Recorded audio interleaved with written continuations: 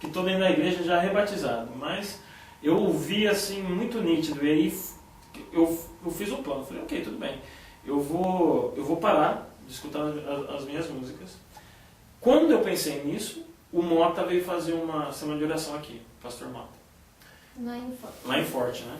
Aí eu fui na semana de oração do Pastor Mota, fiz umas perguntas para ele meio desconcertante para um pastor responder, principalmente para alguém que conhece, né? Eu nasci na igreja, na família adventista, conheço a Bíblia, eu já li tantas vezes. Então, quando um membro pergunta certas coisas para o pastor, porque as minhas perguntas são perguntas em que eu não achei na Bíblia, eu não achava a resposta, e muitas delas só Deus vai poder responder realmente, mas eu queria, né? Conversando com o pastor Mota, aí ele me esclareceu muita coisa, algumas ele respondeu, e aí eu falei para minha esposa, né? Falei assim, a gente não era casado, né? Porque eu usava a desculpa do green card, né? Que se eu casasse eu ia perder o green card e tal. It's true, but... was half true. Was half true. Aí falei pra ela, falei assim, olha, é o seguinte, eu quero me rebatizar. Aí quando eu falei pra ela, ela falou, eu também quero. Eu falei, pra gente se batizar eu tenho que casar. Aí, ok, então a gente casa, vamos fazer acontecer, né? Eu falei, tudo bem.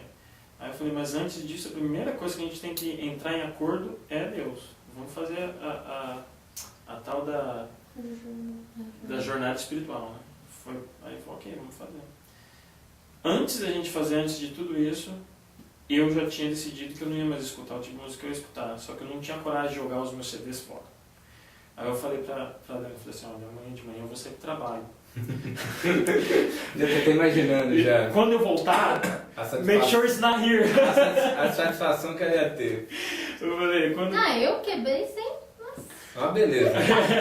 Ótimo, ainda mais que você concedeu. É engraçado que eu quebrei os dele, mas eu não tinha assim o tanto que ele tinha, mas eu tinha assim tipo E você deixou ele quebrar os seus, não? Eu não quebrei os meus, né? Mas eu acho que ele sumiu com eles aí um tempo atrás. É que eu peguei a maleta e joguei fora, que achei que tava sem vídeo nenhum, né?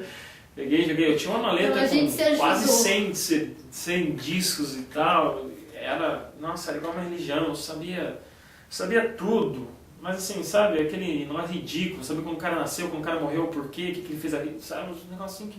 Uma perda de tempo tão grande, que se eu pudesse voltar atrás, é incrível quanto tempo você perde fazendo uma coisa em que realmente não te vai trazer nada. Não há nada que eu possa fazer que eu conheço. E vocês, né, pela experiência que vocês teve, não adianta vocês ficarem o tempo todo brigando pelos seus planos, sendo que Deus tinha um plano já reservado para vocês. Tinha, e foi aí quando ela fez isso, quebrou os discos, ok, não vou mais ouvir. Então a gente só ouvia a rádio cristã, e era só música cristã, e pra mim parecia uma tortura. Só rádio cristã, aquelas músicas cristãs, aqueles blá blá blá, e cara pregando daqui, a tia Ellen me enchendo de DVDs, de profecias e disso, aquilo, e eu me forçando a ouvir tudo aquilo, assistir aquilo à noite, em vez de eu estar assistindo os filmes que eu queria, ou a programação que eu queria na televisão, eu enfiava o CD mesmo sem querer, e estava ali forçando a barra, mas forçando mesmo. Aí, um dia indo para o trabalho, eu tinha resolvido me rebatizar, mas eu não tinha, assim, eu falei, não, a gente vai se rebatizar. Mas eu não tinha definido, não, vamos, tal dia, vamos fazer.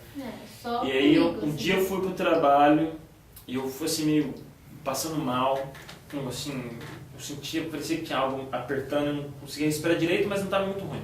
Fui pro trabalho, quando eu voltei do trabalho eu estava bem mal, depois que eu tomei banho eu estava muito mal. Eu respirava pela boca assim, mas não tinha falado nada pra ninguém, por causa que toda vez que eu me sentia mal, a única coisa que eu ouvia na minha cabeça era, você tem que se rebatizar. Era só que vinha na minha cabeça toda vez que eu sentia mal. Então, como eu tinha orado para que Deus realmente intervisse na minha vida, eu falei para ele assim, chega, eu não quero mais brincar. Aí eu sabia que era sobre isso, né? E aí eu falei assim, bem, antes de eu tomar a decisão de me rebatizar, eu tenho que me casar. Para mim tomar a decisão de casar, eu tenho que falar com meus pais, porque De qualquer forma, o fato do green card estava em jogo, de qualquer forma. Então, não é algo que eu podia simplesmente tomar uma decisão por mim mesmo e meus pais chegaram na igreja no dia e falaram, sabe quem você batizou, Wesley? Então, eu chamei meus pais em casa e falei com meus pais da minha decisão, que eu tinha que me rebatizar. E, no momento em que eu contei para meu pai, meu pai foi no quarto comigo, só eu e meu pai. Aí, no momento que eu contei tudo que estava passando comigo com meu pai e contei para ele, falei assim, vou me rebatizar, foi eu falar para ele, tudo voltou ao normal. No dia que me rebatizei, quando eu estava no tanque, eu olhei e falei assim, agora é só eu e você. Eu não me rebatizei para ficar sentado no banco. Porque se for para ficar sentado no banco, não vai funcionar. Na saída, o Jim me entregou a apostila e falou, vocês dois vão fazer a primeira jornada espiritual para depois passar para os jovens do Força Jovem. E aí, depois da viagem espiritual, a jornada espiritual foi assim, me respondeu tantas coisas, me mostrou o porquê, tantas coisas que eu passei, que eu não entendia, que me fazia revolta contra muita coisa, na realidade era contra Deus a revolta. E ao fazer aquilo, eu pensei comigo, mas nossa Senhor, por que não veio antes para mim entender quando eu passasse? Aí eu ia passar já sabendo, mas fazer o que? Eu não dei a chance, então eu fiquei sabendo depois. E eu acho que é importante, assim, a jornada espiritual, se a igreja promovesse mais vezes, mesmo para os jovens e adolescentes, que não mostram interesse, eles não têm interesse em ler a Bíblia, eles não têm interesse nas coisas de Deus. É verdade, eu não tinha também. Eu também não tinha. Só que se eu conseguir que um jovem se dedique 10 minutos do dia, se eu bolar um plano, algo, eu falo assim, olha, se você fizer isso todo final de semana, a gente vai te dar isso, alguma coisa para interessar um jovem a fazer 10 minutos por dia. O quanto mais cedo ele fizer isso, se ele hoje tem 15 e fizer isso, pode ter certeza que quando ele tiver 20, ele não vai passar a miséria que eu passei. Porque ali é incrível o quão assim, a manifestação do Espírito Santo trabalha, fala. Eu não canto, eu odeio cantar, eu cantava sozinho. Eu ficava cantando sozinho. Isso foi o que me trouxe. Cantava ainda os hinos do Inário. Hino de Inário. Para quem não conseguia, para quem ouvir música cristã, mesmo essas rock cristão, vamos dizer, ela já era uma tortura para eu acabar cantando hinos de Inário sozinho. Mas Deus sabe o que faz. Então, para mim, essa foi assim que foi a minha conversão. Bom. É assim que eu estou aqui hoje. Ótimo, a gente fica feliz de ter vocês aqui. E fala em ter vocês aqui na nossa igreja. O que vocês mais gostam da Brazilian Chapel? Do aconchego dos irmãos. Eu acho que mais cozy. Da amizade. Eu vou falar que é da amizade. Amizade. Duas coisas. O que me atraiu foi o fato